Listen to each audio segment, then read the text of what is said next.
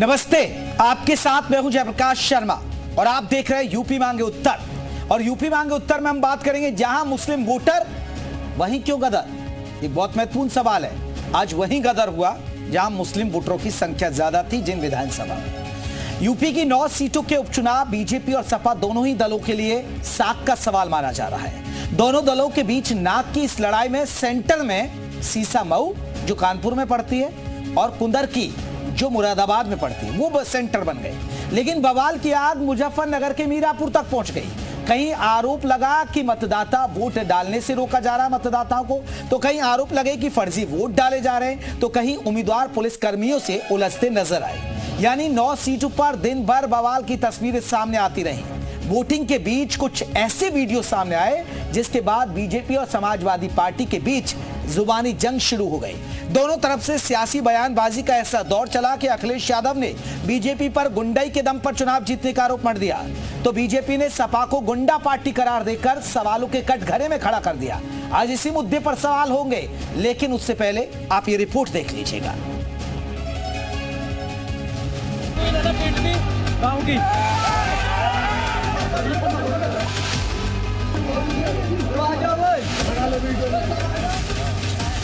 ये बेईमानी पे इसलिए उतर आए हैं कि जनता तो है ही खिलाफ, इनके अपने लोग भी इनके खिलाफ हैं। दिल्ली और डिप्टी दोनों इनके खिलाफ हैं। लगातार भारतीय जनता पार्टी वालों की गुंडाई चल रही है और जहाँ जहाँ उपचुनाव हो रहे हैं वहाँ पे पूरा शासन प्रशासन एक भारतीय जनता पार्टी के एजेंट्स की तरह काम कर रहा है। लाल टोपी वालों के काले कारनामों का ये ताजा संस्करण देखकर हम सब लोग स्तब्ध हैं। ईमानदारी तो बीजेपी एक सीट जीत ही नहीं सकती, एक भी। बाहर से बड़ी मात्रा में, बड़ी संख्या में अराजक तत्वों का जमावड़ा समाजवादी पार्टी ने उन विधानसभा क्षेत्रों में कर रखा है। खुलेआम मतदाताओं को रोका जा रहा है। हम तो परेशान है इस योगी से बहुत ज्यादा। छोटी से छोटी चीज को देख रहे हैं वो लोग। पहचान होगी जब भी तो वोट डालेगा, पता ना बूथे में कौन आ रहा कौन नहीं आ रहा, इसलिए चेकिंग होगा जब भी वोट डालेगा। हमें तो पुलिस वालों ने रास्ते में रोक दिया, लोगों पीछे को चले जाओ, छन्नी कर देगा, टैरों को समय कर देगा लाल। लोगों का कहना है कि लोगों की आईडी पुलिस चेक ना करे। ऐसा कैसे होता है? फर्जी मतदान करना समाजवादी पार्टी की पहचान है।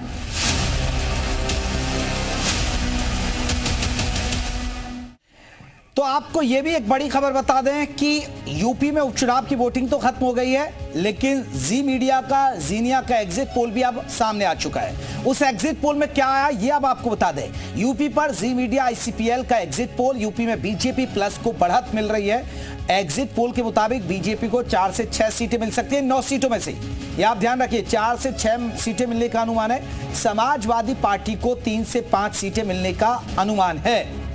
इन सीटों की हम बात करें, ये जीनिया का एग्जिट पोल, हमारी जी मीडिया और जीनिया का एग्जिट पोल, इसमें 9 सीटें और बीजेपी को 4 से 6 सीटें मिलने की उम्मीद। समाजवादी पार्टी को 3 से 5 सीटें मिलने की उम्मीद है। तो आज इसी मुद्दे पर बात हो रही है, लेकिन एग्जिट पोल भी आ चुका है क्योंकि वोटिंग खत्म हो चुकी है। तो चलिए अब आज के हमारे महत्वपूर्ण सवाल जिसके इर्द गिर्द ये चर्चा होने जा रही है। आज के महत्वपूर्ण सवालों में सबसे पहले बात करेंगे मुस्लिम इलाकों में ही बवाल क्यों, जहां मुस्लिम वोटर थे वहां ही बवाल क्यों, वोटिंग के दौरान पथराव क्यों। क्योंकि दूसरा सवाल है, वोटिंग हुई तो पथराव भी हो गया, बटेंगे कटेंगे वर्सेस मीडिया में कौन पास कौन फेल। क्योंकि ये तस्वीर अब साफ हो जाएगी 23 नवंबर को। कौन जीतेगा उपचुनाव की जंग, ये बहुत महत्वपूर्ण सवाल है कि अब जंग कौन जीतेगा। ठीक है, आपने पलटवार कर लिए, जनता ने अपना फैसला सुना दिया है, अब नतीजों की बारी है। तो हमारे साथ आपको बता दें हमारे तमाम खास मेहमान जुड़ गए। अपने मेहमान को मैं जल्दी से परिचय करा दूं। SN सिंह प्रवक्ता हैं बीजेपी के साथ। सिंह साहब बहुत बहुत स्वागत। शौकत अली रहेंगे समाजवादी पार्टी की तरफ से। शौकत साहब आपका बहुत बहुत स्वागत है। प्रदीप सिंह रहेंगे, आपको बता दें कांग्रेस की तरफ से। प्रदीप जी आपका बहुत बहुत स्वागत है। रोहित अग्रवाल प्रवक्ता RLD रहेंगे और मनीष अग्रवाल राजनीतिक विश्लेषक हमारे साथ रहेंगे। लेकिन सबसे पहले सवाल सर सिंह साहब आपसे, सिंह साहब, क्या हुआ आज? इतना बवाल तो किसी विधानसभा चुनाव में नहीं देखने को मिला जितना बवाल उपचुनाव में हुआ। आप कह रहे हैं कि ये फर्जी वोट डाल रहे हैं, वो कह रहे हैं कि आपने फर्जी वोट डलवाए। अब ये क्या हो क्या रहा है? ये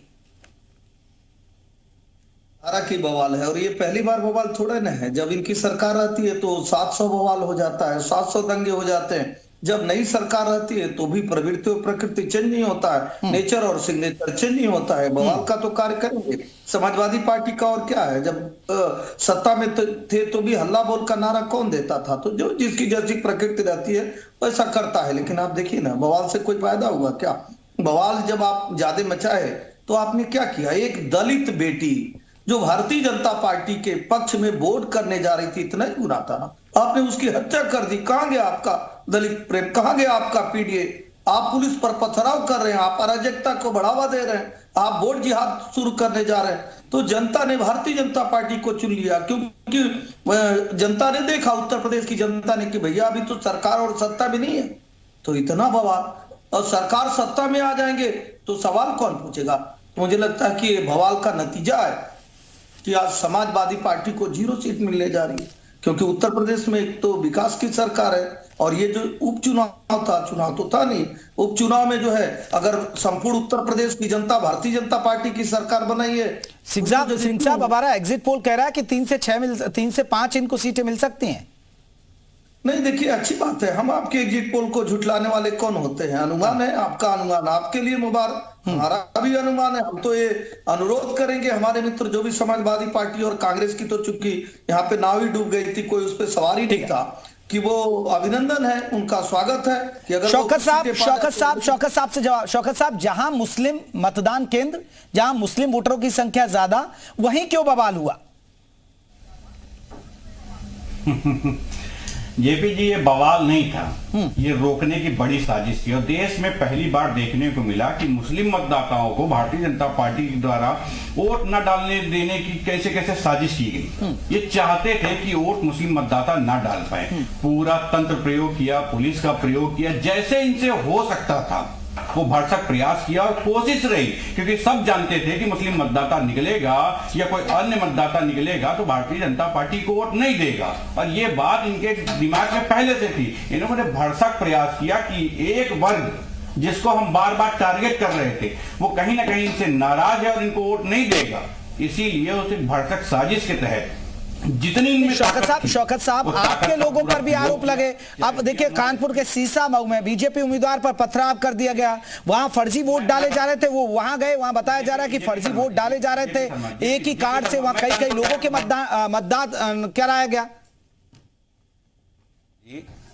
मैं कानपुर का उदाहरण दे देता हूं। मैंने इस प्रदेश में पहली बार देखा कि पोलिंग स्टेशन के बाहर, पोलिंग केंद्र के बाहर जेसीबी से गड्ढा खोद दिया गया। ये पहली बार देखने को मिला हमको प्रदेश में। ये पहली बार भी देखने को मिला कि पाइपलाइन जो पड़ी उनसे रास्ता बैरिकेड बंद कर दिया जाए, बैरिकेडिंग लगाई गई। ये पहली बार देखने को मिला। किसके लिए आप रास्ता बंद कर रहे थे? किसके लिए इतनी पुलिस लगा रहे थे?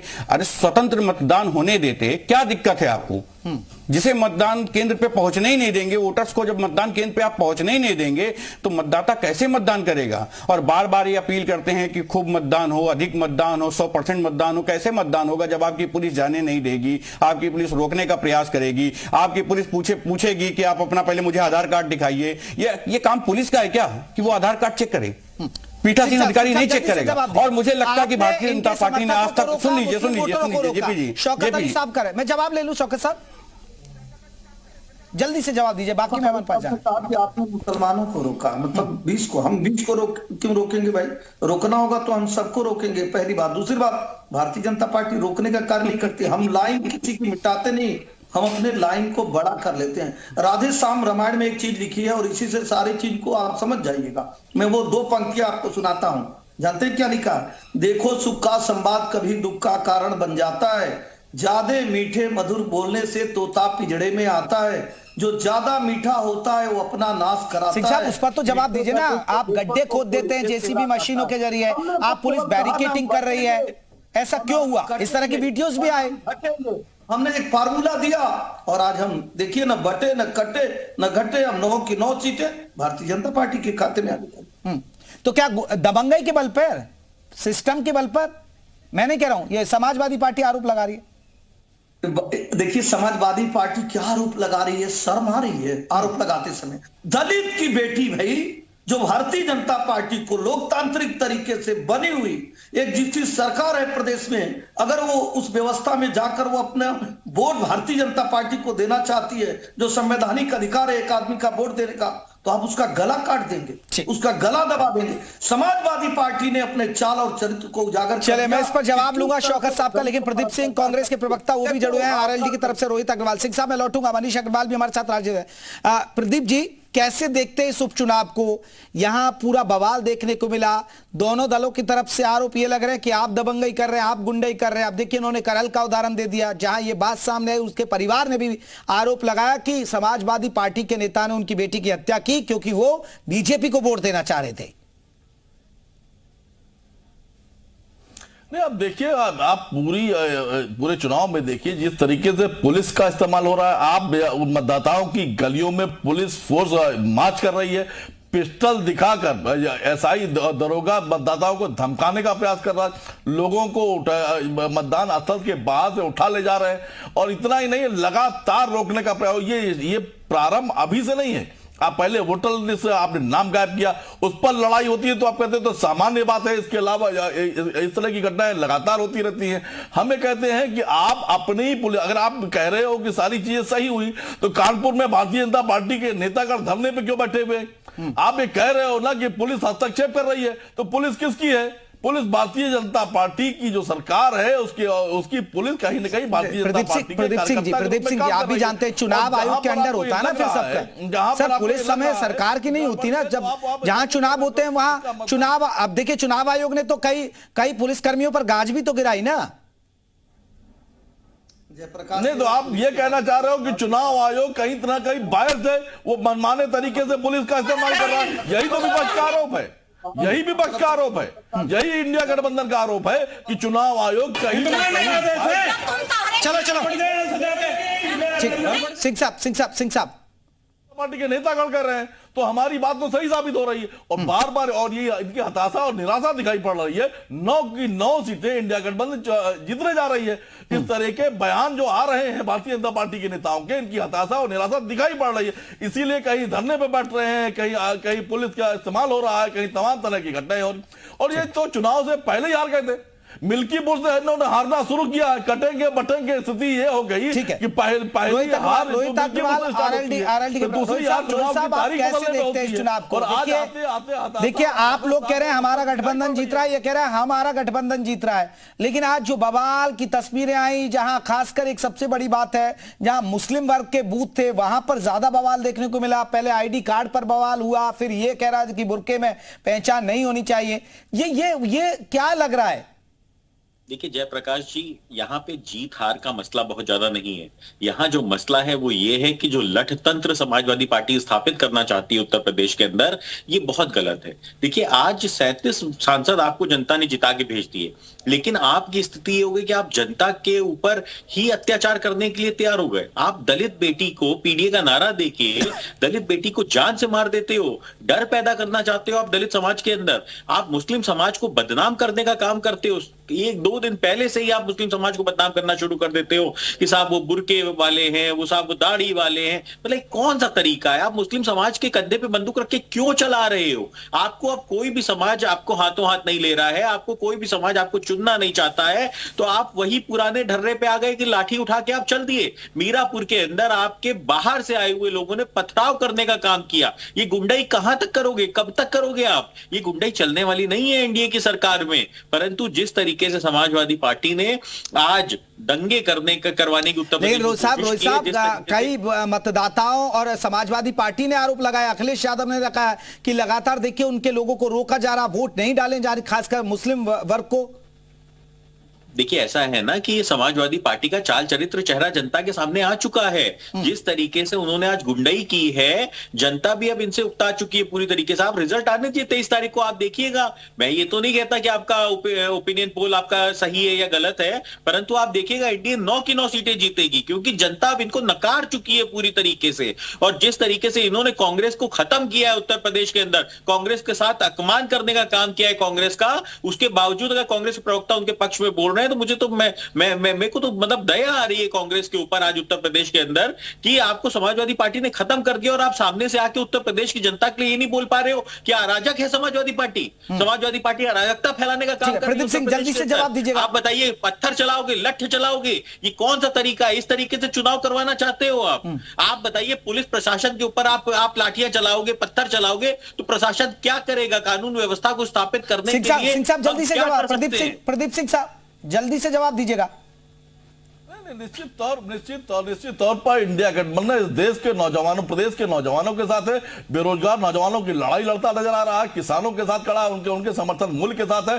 जिस तरीके से रोहित अग्रवाल कह रहे हैं अराजकता जो हो रही है समाजवादी पार्टी पर, उस पर कांग्रेस क्यों चुप है? समर्थन करती नजर आ रही है। तो इंडिया गठबंधन हमारा टारगेट फिक्स है कि दलित बेटी की हत्या कर दी, दलित बेटी का परिवार के साथ क्यों नहीं खड़े हैं? विरोधी व्यवस्था, किसान विरोधी व्यवस्था और युवाओं की विरोधी व्यवस्था से हम लड़ रहे हैं और निश्चित तौर पर देश की आवाम लड़ रही है। हम प्रदेश के अंतिम नागरिक की बात कर रहे हैं। अंतिम नागरिक आज आपकी बात सुनने वाला नहीं, और आप बात कर रहे हो, आपके हमारे वैचारिक मतभेद हो सकते हैं, परंतु कम से कम दलित बेटी के पक्ष में बोलिए, कम से कम दलित बेटी के परिवार के दर्द को तो देखिए। कम से कम उत्तर प्रदेश के अंदर जिस तरीके से समाजवादी पार्टी अराजकता फैला रही है उसके ऊपर तो बात करिए प्रदीप जी। जब आप हमारे साथ थे, आपके नेता आदरणीय जयंत जी जब वहां पहुंचे तो उन्हें भी भारतीय जनता पार्टी की सरकार और उनकी गुंडी पुलिस ने लाठियों से पीटा था, आपको याद होगा। तो हम उस व्यवस्था के खिलाफ लड़ रहे हैं। प्रकाश जी मैं आ रहा हूं सिंह साहब, मनीष जी से एक रिएक्शन ले लूं। सिंह साहब फिर आपके पास है। मनीष अग्रवाल जी, एक बड़ा सवाल है, ये नाक की लड़ाई है, ये दोनों ही दलों के लिए प्रतिष्ठा की लड़ाई, ये आज उपचुनाव में साबित हो गया, क्योंकि सत्ताधारी दल भी जीतना चाहता है और कहीं ना कहीं समाजवादी पार्टी भी ये चुनाव हर हाल में जीतना चाहती है, क्योंकि 2027 की थोड़ी थोड़ी पिक्चर इससे तस्वीर साफ होने लगेगी। जेपी जी देखिए, आपका एग्जिट पोल शाम को आया है, लेकिन मुझे लगता है सुबह से जो घटनाएं विपक्ष कर रहा है वहां से ये क्लियर हो गया है कि 23 तारीख की सुबह से डिबेट्स में क्या लाइन रहेगी कि पुलिस ने चुनाव जिता दिया, प्रशासन ने चुनाव जिता दिया। अभी 24 में जो अभूतपूर्व जीत हुई थी समाजवादी पार्टी की, वो भी इसी जनता ने दी थी, तब भी यही पुलिस थी, तब भी ये सारा पैमाना यही था, और समाजवादी पार्टी की सरकार में तो बहुत से लोग निर्विरोध जीत जाते हैं। तो उस समय कौन सी पुलिस और कौन सा पैमाना था? हमें तो इलेक्शन के रिजल्ट्स में ये देखना है कि बीजेपी और आरएलडी एक साथ लड़ी, लेकिन समाजवादी पार्टी ने बीजेपी आरएलडी को अकेले लड़ा है। आप देखिए कांग्रेस का कौन सा शीर्ष नेतृत्व चुनाव लड़ने के लिए प्रचार में आगे आया? क्या अखिलेश यादव के संग किसी ने मंच साझा करा? क्या कोई रैलियों में आए? क्या अखिलेश यादव जी महाराष्ट्र गए उनके संग रैलियों में? तो इसलिए जनता को यह भी क्लियर हो रहा है कि कौन किसके साथ है। हमें इस चुनाव में यह भी एनालिसिस देखना होगा कि जो मुस्लिम और दलित मतदाता कांग्रेस की वजह से समाजवादी पार्टी के साथ 24 में आया था, क्या वो खड़ा दिखता है या नहीं दिखता है? क्योंकि उस मुस्लिम मतदाता को, दलित मतदाता को राहुल गांधी के रूप में एक राष्ट्रीय नेतृत्व दिख रहा था, जो इस बार विपक्ष प्रेजेंट नहीं कर पाया। तो यह चुनाव इस मामले में बहुत सी चीजें डिसाइड करेगा, लेकिन जो पार्टी सत्ता में होती है, अगर सत्ता में होने के कारण वो चुनाव जीत जाती तो 17 में योगी आदित्यनाथ अभूतपूर्व जीत के साथ नहीं आते। जनता के मैंडेट का अपमान नहीं करना चाहिए, इसको मुस्लिम और हिंदू में नहीं करना चाहिए। अगर कानून कोई बना है तो सबके लिए सामान्य है, और मुझे लगता है 23 को ये सारा काम पुलिस पे, चुनाव आयोग पे और ईवीएम पे फिर आ जाएगा। ठीक है शौकत साहब, यही पुलिस, यही प्रशासन, यही सिस्टम लोकसभा चुनाव में था, तब आप लोगों ने सवाल नहीं उठाया? देखिए, जिस तरह नाक की लड़ाई भारतीय जनता पार्टी आज लड़ रही है, क्योंकि लोकसभा में जिस तरह बुरी तरीके से हारी है भारतीय जनता पार्टी, उनको लग रहा कि ऐसा ना हो हम उपचुनाव हार दें तो 27 में क्या मुंह दिखाएंगे। एक बहुत कड़वी बात समझने का प्रयास कीजिएगा, पुलिस को ये कहीं भी अधिकार नहीं कि किसी का आईडी कार्ड चेक करे, किसी का आधार कार्ड चेक करे, किसी का निर्वाचन कार्ड चेक करे, ये बिल्कुल अधिकार नहीं दिया गया। कौन चेक करेगा? पुलिस कहीं भी पुलिस नहीं चेक करेगी तो कौन चेक करेगा? वोट डलाने, वोट टपाने का पुलिस नहीं चेक करेगी तो कौन चेक करेगा? किसके पास अधिकार है? नहीं रोहित जी देखिए, पुलिस चेक नहीं कर सकती है। देखिए आधार कार्ड पुलिस का काम है व्यवस्था बना के रखना, वहाँ पोलिंग बूथ पर अधिकारी कर्मचारी लगे होते हैं। नहीं, चुनाव आयोग के देखिए रोहित जी, ये तो आपको नहीं रोहित जी ये नहीं कर सकते। हाँ, आप एंट्री आधार कार्ड लेकर जा रहे हैं, आप एंट्री कर रहे हैं या नहीं कर रहे हैं, ये आप आपको जानकारी की आवश्यकता है, अभी आपके पास जानकारी अधूरी है, सुन लीजिए, पहले धैर्य रख के सुनिए, थोड़ा धैर्य रख के सुनिए, चिल्लाने से कुछ नहीं सिंह साहब आ रहा हूं। मतदाता जाता है और अपनी वोटर आईडी या पर्ची देता है तो वो मिलान करता है, और अगर किसी वक्त मिलान नहीं हो पाता है तो पोलिंग एजेंट बाहर खड़े होते हैं, चिल्ला कर पूछता है कि फलाने रामलाल की पत्नी ये या यह है, और वो सब समर्थन करते हैं कि हाँ है ये सब। अगर वो पोलिंग एजेंट मना कर देते कि ये यहाँ के नहीं है तो नहीं डाल सकता, ये अधिकार होता है उन लोगों को। सुन लीजिए, इसको कोई अधिकार नहीं प्राप्त किया गया है प्रकार का कि वो डाल दे फर्जी, और पुलिस अगर उसमें हस्तक्षेप करती है तो कहीं ना कहीं शासन की यह मंशा होती है कि मतदाता वोट न डाल पाए, इसलिए यह मंशा होती है। पुलिस को अधिकार किसने दे दिया? ये भारतीय जनता पार्टी ने द्वारा दिया गया अधिकार है। अब रही बात महिलाओं की, सुन लीजिए रोहित भाई, जब बात अब महिलाओं की करते हैं तो आपकी मंत्री अभी अस्पताल में बैठे चिल्ला रही थी कि 5 दिन हो गए मुकदमा नहीं लिखा आपने, 5 दिन हो गए, क्या कर रही थी पुलिस? ये यही उत्तर प्रदेश है जहां महिलाओं के सम्मान। अरे शौकत साहब करल पर तो जवाब दे दीजिए ना, शौकत साहब आप करल पर तो जवाब दे दीजिए ना, शौकत अली करल पर तो आप जवाब दे दीजिए ना। शौकत साहब करल पर तो जवाब दे दीजिए ना। मैंने कहा ना, जिस तरह आप बात कर रहे हैं एक बाइस्ड होकर किसी तरीके से, मैं कहता हूं कोई घटना होती है निंदनीय होती है, अगर किसी ने किया है तो दोषी है, उसके खिलाफ कार्रवाई होनी चाहिए, निष्पक्ष कार्रवाई होनी चाहिए, इसमें किसी प्रकार का कोई संदेह नहीं है। समाजवादी पार्टी इसको कहीं रोकने का प्रयास करे तो सर, अगर आरोप जो लगाए जा रहे हैं तो अगर कोई समाजवादी पार्टी, लेकिन मैं पूछना चाहता हूं इसी प्रदेश में एक केंद्रीय मंत्री ये सवाल करे अपने राज्य में खड़े होकर कि 5 दिन हो गए क्या कर रही थी पुलिस, 5 दिन हो गए क्यों नहीं लिखा गया मुकदमा, अभी तक क्या कर रही थी पुलिस? बड़ा शर्मनाक था ये। एसएन सिंह साहब देखिए, पुलिस कहीं रिवॉल्वर लेकर लहरा रही है। शौकत साहब रुकिए, अभी जब क्या आलम होंगे उस आम आदमी के जो मुकदमा नहीं, ठीक है शौकत अली जी, पुलिस कहीं रिवॉल्वर लहरा रही है, पुलिस कहीं बैरिकेटिंग लगा रही है, कहीं पुलिस कर्मियों से उलझते नजर आ रहे हैं इनके, ये फिर ये तो जिम्मेदारी चुनाव आयोग की जो सरकारी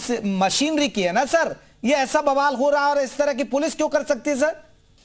नहीं, अच्छी बात है, आपने सवाल पूछा और धैर्य से मैं चाहूंगा सभी लोग जवाब सुने। देखिए, किसी भी सरकार में बहुत सारे ऐसे लोग होते हैं जो गलत कार्य करते हैं, लेकिन भारतीय जनता पार्टी की सरकार में किसी को छूट नहीं है कि वो गलत कार्य करेगा, बचेगा, पहली बात। दूसरी बात, हमारे मित्र कह रहे थे तो भाई इनकी सरकार में और इनकी पार्टी तो बूथ लूट लेती थी, इनकी पार्टी तो वोट लूट लेती थी, इनकी पार्टी तो व्यक्ति लूट लेती थी, और समाजवादी पार्टी का जन्म ही चौधरी चरण सिंह की पार्टी को लूट के बना है। आप जानते हैं कि अगर पुलिस और प्रशासन किसी की सरकार बनाती तो मुझे लगता है कि सरकारें बदलती नहीं, इसलिए अपने चश्मा को बदल लेना चाहिए। 7 से 12 तक मायावती की सरकार थी, वो बदलती नहीं, 12 से 17 इनकी सरकार थी, पुलिस इनकी थी, बदलती नहीं। ये लोग जनता पे भरोसा नहीं करते। हुआ क्या, इस कारण को समझिए। ऐसा हुआ जयप्रकाश जी, जो खटाखट फटाफट वाली झूठ वाली मशीन थी ना, तो जो बस ड्राइवर क्या करता है कि अनाउंस करता है, जहाज में भी अनाउंस होता है, भीड़ में भी अनाउंस होता है, पॉकेट मारों से सावधान। भारतीय जनता पार्टी का शीर्ष नेतृत्व जब कहा कि पॉकेट मारों से सावधान, न कटो न बटो, तो खटाखट फटाफट वाली मशीन का उजागर हो गया। और जो संविधान खतरे की बात कर रहे थे ना, वो साफ दिखने लगा कि भैया संविधान को तो खतरे में आप ही डाल रहे हैं। एक के लिए स्पेशल पैकेज की बात कर रहे हैं, एक के लिए स्पेशल राइट की बात कर रहे हैं, एक के लिए स्पेशल चॉइस की बात कर रहे हैं। तो जानते हैं जयप्रकाश जी, अब तो चुनाव हो गया, हम प्रचार तो कर रहे नहीं रहे, लेकिन कोई भी जो गिनती और गणित जानता होगा ना जयप्रकाश जी, जानता होगा। सिंह साहब ये तो बताइए, फिर पुलिस ने मुस्लिमों को वोट करने से क्यों रोका और चुनाव जीत जाएंगे? नहीं, पुलिस ने मुस्लिमों को वोट करने से क्यों रोका? ये सीधा आरोप और वीडियो आए। जयप्रकाश जी, आप देखे होंगे ये समाजवादी पार्टी की सरकार नहीं है। चुनाव आयोग, पुलिस जो होता है वो हमेशा चुनाव आयोग की मदद के लिए होता है। हमारे मित्र को 2 जानकारी आप दीजिए। चुनाव आयोग के जो पदाधिकारी होते हैं, निर्वाचन के जो पीठासीन अधिकारी होते हैं, वो अंदर चेक करते हैं, लेकिन बाहर कोई ऐसी वॉच पहन के चला जाए जो फोन वॉच हो, जहां से वो बात कर सके, तो पुलिस को कहता है कि यहाँ रख के जाइए। और आज उस तरह का मुरादाबाद में ऐसी चीजें पाई गई। एक व्यक्ति वॉच लेकर जा रहे थे, पुलिस ने रुकवाया, कल को आप पिस्टल लेकर चले जाएंगे तो ये लोग पूछेंगे कि पुलिस क्या कर रही थी। पुलिस की हर जगह जिम्मेदारी होती है। और मैं कह रहा हूं कि निर्वाचन का अनुच्छेद 25 ये कहता है कि हर व्यक्ति को अपना पहचान सुनिश्चित कराना होगा, और बिना पहचान सुनिश्चित कराए वो पारदर्शिता का निर्वाचन हो नहीं सकता है। तो क्या समाजवादी पार्टी चाह रही थी, आज एक लड़की जो 14 साल की पकड़ी गई है, वो 22 साल का बन के फर्जी आधार कार्ड बना के, फर्जी वोटिंग कार्ड बना के, और आपके जिम्मेदार चैनल पर, जी न्यूज पर खबर दिखाया गया, उसने एक्सेप्ट किया कि हम 14 साल ठीक है। शौकत साहब देखिए, जो रोहित अग्रवाल कह रहे हैं कि आप लोग माहौल ही ऐसा बना रहे हैं, कल से आपने बुरके की जांच नहीं होनी चाहिए, एक जानबूझकर आपने भी एक माहौल कर दिया, चुनाव आयोग को चिट्ठी लिख डाली, और रोहित अग्रवाल कह रहे हैं कि ये आप मुस्लिमों को डरा रहे हैं, एक माहौल खराब कर देते, और वो आज देखिए फिर उसी में तब्दील हो गया। देखिए, भारतीय जनता पार्टी शुरू से ये माहौल बना रही थी कि कुछ ऐसे मतदाता हैं जो जा ना पाए पोलिंग स्टेशन। वरना एक बात सोचिए, जरा सा दिमाग पर जोर डाल के सोचिए कि कोई मतदाता यदि मतदाता केंद्र पर जा रहा है, उसकी आप तलाशी तो ले सकते हैं, लेकिन उसका पहचान पत्र नहीं देख सकते। ये काम आपका है ही नहीं, ये काम पीठासीन अधिकारी का है। पीठासीन अधिकारी चेक करेगा कि ये जो लड़की आई है, जो मतदाता आया है, वो सही है या गलत। और मान लीजिए किसी कारणवश उसे लगता है कि यह व्यक्ति मैच नहीं कर रहा है, तो बाहर पोलिंग पर सुन लीजिए, पूरा धैर्यपूर्वक सुन लीजिए, पूरा धैर्यपूर्वक। छोटा सा सवाल पूछा, एक लड़की सुन लीजिए, जो वोटर सुन लीजिए, धैर्यपूर्वक सुन लीजिए, पूरी बात बीच में इंटरप्ट करना शुरू कर दिया, क्योंकि सुनना नहीं चाहती भारतीय जनता पार्टी को। जब सच्चाई का आईना दिखाना शुरू कर दो तो दिक्कत होने लगती है। सच्चाई का आईना दिखना ही नहीं चाहते लोग, ये चाहते हैं जब कोई गलती करता है तो ही बीच में बोलता है, वरना सोचिए मैंने कोई गलती नहीं, मैं चुपचाप सुन रहा था आपकी बात को धैर्यपूर्वक, मुझे किसी बात का भय नहीं है। आप कुछ भी बोलिए, अच्छा बोलेंगे तो भी सुनना, क्योंकि आपको डर है तो आप चीखना शुरू कर दीजिए। ये काम मतदाता केंद्र में बैठे हुए पीठासीन अधिकारी का होता है, और किसी कारण आप कुछ भी एजेंट होते हैं, उनको बुलाकर पूछा जाता है कि ये जो मतदाता आया है ये आपके बूथ का है या नहीं है। चारों पांचों पार्टियों के आते हैं, उनसे पूछा जाता है। अगर किसी कारणवश वो मना कर देते तो मतदाता मत का प्रयोग नहीं कर पाता आपने। चलिए ठीक है सर, ये देखिए आरोप और प्रत्यारोप हो गए। शौकत साहब, सिंह साहब, आप देखिए हम चर्चा के आखिरी पड़ाव पर हैं। मैं एक रोहित साहब जा रहा था और कोई शौकत साहब रुकिएगा, आखिरी पड़ाव पर है। अब ठीक है, आपके आरोप प्रत्यारोप, आप कहते हैं कि जो जीत जाए तो वजह नहीं पूछी जाती है, हार जाए तो खामियां गिनाई जाती है। रोहित साहब, कितनी उम्मीद लग रही है इस चुनाव में? 9 सीटें, क्योंकि जो जी मीडिया का एग्जिट पोल आया उसके मुताबिक अभी 9 में से आप लोगों को 6-7 सीटें मिलने का अनुमान लग रहा है, बहुत ज्यादा नहीं है। 9 जो आप दम भर रहे हैं वो नहीं है। देखिए जयप्रकाश जी, जिस तरीके से समाजवादी पार्टी भ्रम फैलाने की कोशिश करती है और जिस तरीके से ये गुमराह करके वोटरों का मत लूटने की कोशिश करते हैं, ये स्थिति बिल्कुल साफ है। अगर हम 6 सीटें भी जीत के आ रहे हैं आपके, हम पोलिंग को ही अगर आप बड़ा रखते हुए ये मान लें कि हम 6 सीटें भी जीत के आ रहे हैं, तो ये भी हमारी जीत है। क्योंकि जिस तरीके से समाजवादी पार्टी यहाँ पे माहौल बना के रखी थी कि हम तो सारी की सारी सीट के जीते के आएंगे, उसके बाद अगर समाजवादी पार्टी की 5 सीटें जीती हुई ऑलरेडी थी, उसके बावजूद ये इनकी सीटें रिड्यूस हो जाती हैं, तो इनकी बड़ी हार है। ये कहीं ना कहीं ये इनका फेल्योर है पूरी तरीके से कि इनके विधायकों ने कोई काम नहीं किया है। देखिए ये सिर्फ हर समाज को बांटने का काम कर रहे हैं। साहब, ये तो आरोप लगा रहे हैं ना, अपने सिस्टम, सरकार, पुलिस सब लगा दिया इसको जीतने के लिए। देखिए एक बात तो समझ लीजिए जयप्रकाश जी कि स्थिति बिल्कुल गंभीर कर दी है समाजवादी पार्टी ने उत्तर प्रदेश में कानून व्यवस्था की 37 सीटें जीतने के बाद। जब से ये 37 सीटें जीते हैं ये बेअंदाज हो गए हैं पूरी तरीके से, और उत्तर प्रदेश को ये कुचल देना चाहते हैं, उत्तर प्रदेश को ये वापस अपराध प्रदेश बना देना चाहते हैं, जिस छवि से योगी आदित्यनाथ जी उत्तर प्रदेश को बाहर लेके आए हैं कि उत्तर प्रदेश अब अपराध प्रदेश नहीं विकास प्रदेश है।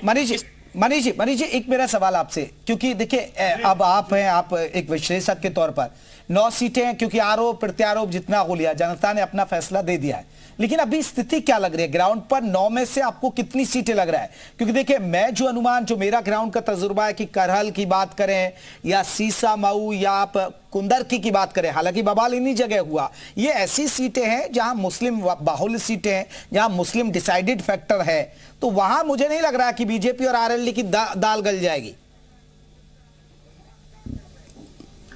देखिए मैं आपकी बात से सहमत हूं, मुझे भी 6-3 लग रहा है, लेकिन मैं इस वर्ड से बड़ा मुझे अच्छा नहीं लगता जब मुस्लिम बाहुल्य कहा जाता है भारत में। मुस्लिम बाहुल्य क्या होता है? फिर हम लोग हिंदू बाहुल्य भी बोलेंगे ना।